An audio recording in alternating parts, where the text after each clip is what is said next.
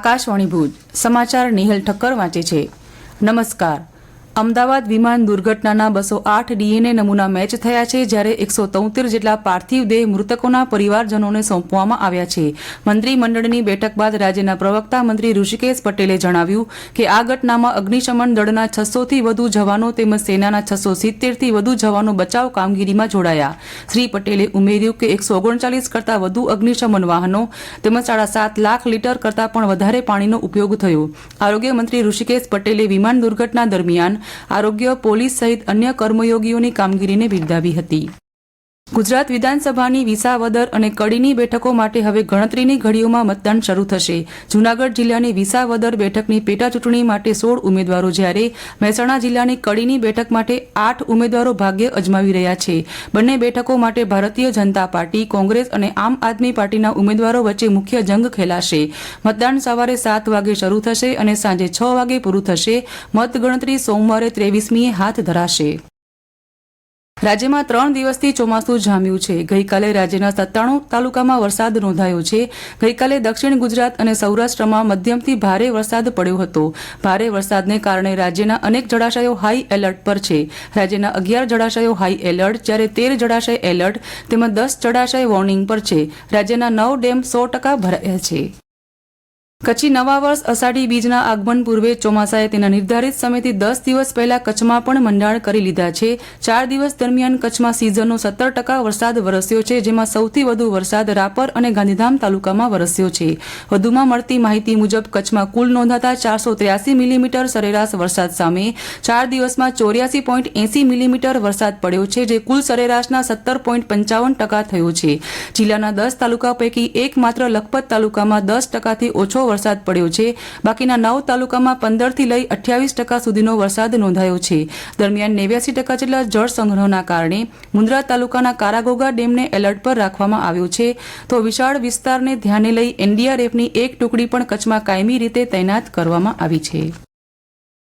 રાજ્યમાં આગામી 5 દિવસ મધ્યમથી ભારે વરસાદની આગાહી છે. હવામાન વિભાગના જણાવ્યા અનુસાર આજે સમગ્ર રાજ્યમાં સાર્વત્રિક ભારે વરસાદ રહેવાની શક્યતા છે, જ્યારે 22, 23 અને 24 જૂન દરમિયાન રાજ્યના કેટલાક ભાગોમાં અતિ ભારે વરસાદની શક્યતા હોવાનું હવામાન વિભાગના નિયામક ડોક્ટર A.K. દાસે જણાવ્યું હતું. વરસાદની આગાહીને પગલે માછીમારોને આગામી 5 દિવસ સુધી દરિયો ન ખેડવા સૂચના આપવામાં આવી છે. આ સમયગાળા દરમિયાન રાજ્યમાં પવનની ગતિ 40થી 50 કિલોમીટર પ્રતિ કલાકની રહેવાની સંભાવના છે. પશ્ચિમ કચ્છ પોલીસ હેડક્વાર્ટર ભુજ ખાતે પોલીસ અધિકારીઓ અને કર્મચારીઓને વર્તમાન જીવનશૈલી અનુસાર સ્વસ્થ રહેવા માટે યોગાસન તેમજ પ્રાણાયામ ગુજરાત રાજ્ય યોગ બોર્ડના ઉપક્રમે શીખવવામાં આવ્યા હતા. કચ્છ જિલ્લા યોગ કોઓર્ડિનેટર સંત રામદાસ દ્વારા યોગાસન કરાવવામાં આવ્યા હતા. ઓછી ઊંઘ, અનિયમિત ભોજન વગેરેના લીધે ઉદ્ભવતી બીમારીઓના નિવારણ અંગેના ખાસ યોગ સર્વે અધિકારીઓ અને કર્મચારીઓને કરાવવામાં આવ્યા હતા. સ્વસ્થ ગુજરાત મેદસ્વીતા મુક્ત ગુજરાત અભિયાન અંતર્ગત આ કેમ્પ યોજાયો હતો. આ યોગાભ્યાસનું આયોજન પશ્ચિમ કચ્છ પોલીસ અધિક્ષક વિકાસ સુંડાના માર્ગદર્શન અંતર્ગત કરવામાં આવ્યું હતું. યોગાભ્યાસ દરમિયાન headquarter Bhuj police inspector R.J. રાતડા તેમજ પોલીસ પરિવારના સભ્યો મોટી સંખ્યામાં ઉપસ્થિત રહ્યા હતા. સેન્ટ્રલ વેરહાઉસિંગ કોર્પોરેશન CWCએ ગઈકાલે ગાંધીધામથી દિલ્હી NCR સુધીની પ્રથમ ડબલ સ્ટેક કન્ટેનર ટ્રેન સેવાનો પ્રારંભ કર્યો હતો. આ ઐતિહાસિક સેવાની શરૂઆત બપોરે ગાંધીધામ રેલવે સ્ટેશનના કાર્ગો શેડથી થઈ હતી. CWC ડિરેક્ટર અને ચીફ એન્જિનિયરની ઉપસ્થિતિમાં આ સેવાનું ઉદ્ઘાટન કરવામાં આવ્યું હતું. આ સેવા નિકાસ, આયાત અને સ્થાનિક માલ પરિવહન બંને માટે ઉપલબ્ધ રહેશે. CWC અનુસાર આ નવી પહેલથી માલ પરિવહન ઝડપી અને સરળ બનશે, સાથે જ લોજિસ્ટિક્સ ખર્ચમાં પણ નોંધપાત્ર ઘટાડો થશે. ડબલ સ્ટેક કન્ટેનર એક સાથે વધુ માલ વહન કરી શકે છે. રેલ પરિવહન રોડ પરિવહનની સરખામણીમાં કાર્બન ઉત્સર્જન ઘટાડશે. 15મી ઓગસ્ટથી 3000 રૂપિયાની કિંમતનો ફાસ્ટેગ આધારિત વાર્ષિક પાસ શરૂ કરવામાં આવશે. આ સુવિધાને કારણે મુસાફરો દેશના રાષ્ટ્રીય ધોરીમાર્ગો પર અવિરત અને ઓછા ખર્ચે મુસાફરી કરી શકશે.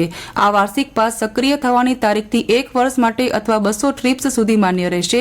આ પાસ ખાસ કરીને કાર, જીપ અને વેન જેવા બિન વ્યાવસાયિક ખાનગી વાહનો માટે તૈયાર કરવામાં આવ્યો છે. એક સોશિયલ મીડિયા પોસ્ટમાં માર્ગ પરિવહન અને ધોરીમાર્ગ મંત્રી નીતિન ગડકરીએ આ જાહેરાત કરતા જણાવ્યું કે ધોરીમાર્ગ પર મુશ્કેલી વગરની મુસાફરીની દિશામાં આ પરિવર્તનકારી પગલું સાબિત થશે. તો આ સાથે સમાચાર પૂરા થયા. નમસ્કાર.